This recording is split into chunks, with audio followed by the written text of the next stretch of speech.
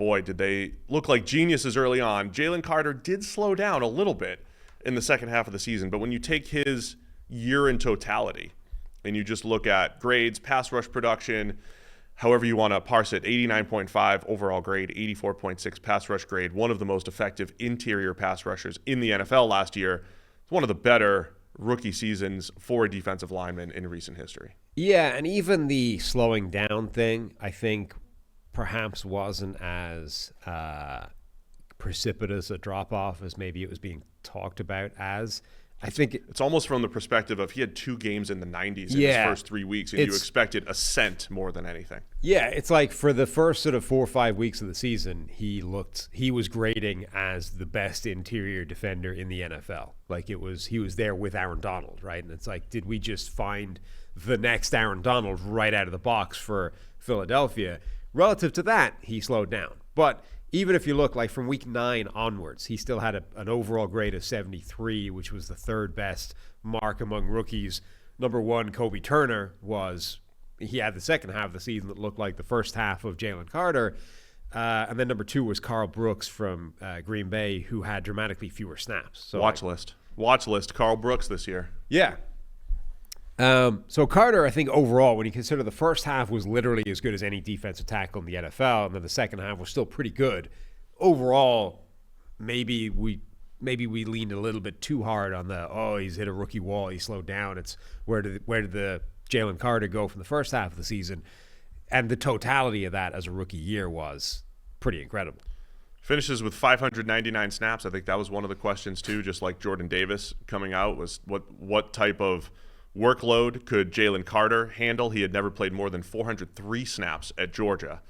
So a couple years right around 400. So this was 200 snaps more than he'd ever played. And maybe that on its own explains the relative slowdown. I think the other element is when you look at some of the weak games in the second half of the season, like he didn't make an impact against the Giants' offensive line, who were terrible, right? So it's not even like you can explain it by, he played a couple of good offensive lines and they shut him down. It's like, no, he just disappeared in a couple of games where he should have made an impact. Carter was a little better as a pass rusher than he was as a run defender. But again, I go back. I'm just going to explain. Aaron Donald in year 1 graded right around a 90. It was very good. He didn't look like future Hall of Famer Aaron Donald. He looked very good. Right. By year 2, future Hall of Famer. J.J. Watt, similar, right? Very good year 1. Yeah. Looked like a Hall of Famer in year 2. I think Carter has that potential where like year 2, he might look like a superstar right away, which again, we were talking about like 3 weeks in last year, like, oh man, he's already getting there.